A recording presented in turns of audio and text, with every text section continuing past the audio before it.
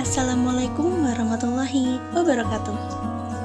Kalian sudah tahu belum sih apa itu SDGs dan bagaimana cara mensukseskan SDGs? Yang dimaksud dengan SDGs adalah suatu rencana aksi global yang disepakati oleh para pemimpin dunia, termasuk Indonesia, guna mengakhiri kemiskinan, mengurangi kesenjangan, dan melindungi lingkungan. SDGs sendiri memiliki 17 tujuan dan 169 target yang diharapkan dapat dicapai pada tahun 2030.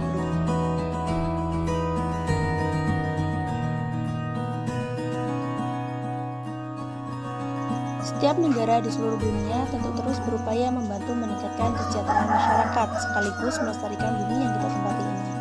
Agar upaya yang mulia ini lebih terarah, pada tahun 2000, negara-negara di seluruh dunia yang tergabung dalam Perserikatan Bangsa-Bangsa mendeklarasikan tujuan pembangunan milenium atau Millennium Development Goals yang dilakukan hingga tahun 2015. Agar tujuan pembangunan milenium atau MDGs tetap berlanjut, pemimpin dunia dari 193 negara telah berkomitmen untuk mencapai Sustainable Development Goals atau SDGs atau tujuan pembangunan berkelanjutan.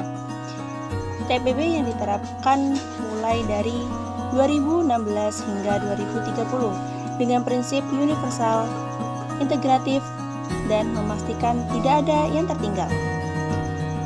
TPB yang terdiri dari 17 tujuan, 169 target, dan 230 indikator, kesemuanya difokuskan untuk mengeliminasi kemiskinan, melestarikan bumi, dan menjamin kesejahteraan bagi semua, serta mengurangi kesenjangan di berbagai sektor, baik kesehatan, ekonomi, sosial, maupun hukum. Dari ke-17 tujuan ini, tujuan yang berhubungan langsung dengan bidang kesehatan adalah tujuan pertama, tanpa kemiskinan. Tujuan kedua, tanpa kelaparan. Tujuan ketiga, kehidupan sehat sejahtera. Tujuan kelima, kesetaraan gender. Dan tujuan keenam, air bersih dan sanitasi layak. TPB juga direncanakan untuk melanjutkan tujuan MDGs yang belum tercapai seperti 42 ibu meninggal setiap hari karena komplikasi kehamilan, persalinan, ataupun nifas. 1 dari 250 orang usia 15-49 tahun terinfeksi HIV. Sebanyak 11 dari 100 wanita usia subur yang pernah menikah tidak terpengaruhi kebutuhan mereka berKB-nya. Perkawinan anak yang masih terjadi sebesar 23% dan angka kelahiran di usia 15-19 tahun dan sebanyak 48 dari 100 perempuan. Sementara itu, 5 dari 100 anak balita mengalami gizi buruk. Kedepan masih banyak tantangan yang dihadapi Indonesia. Selain itu, kesehatan reproduksi seperti kesehatan ibu, keluarga berencana rendah, pengetahuan kesehatan reproduksi pada remaja, ada juga isu kesehatan lain seperti beban gizi yaitu stunting atau pendek, wasting atau kurus, dan overweight atau kelebihan berat badan. Kematian akibat penyakit tidak menular dan mengandalkan tembakau.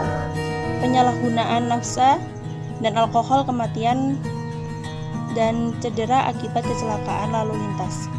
Kontaminasi dan populasi meningkat krisis dan kegawat daruratan.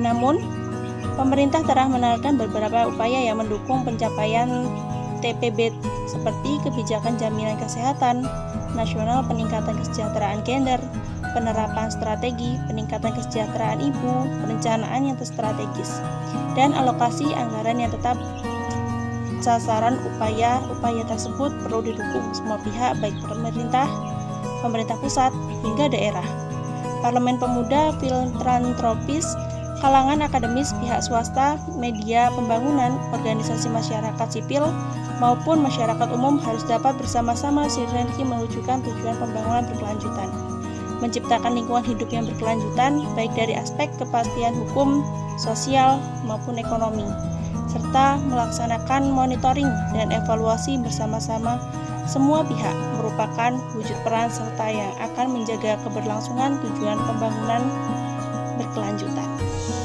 Ayo kita dukung pencapaian tujuan pembangunan berkelanjutan demi terwujudnya Indonesia sehat dan sejahtera.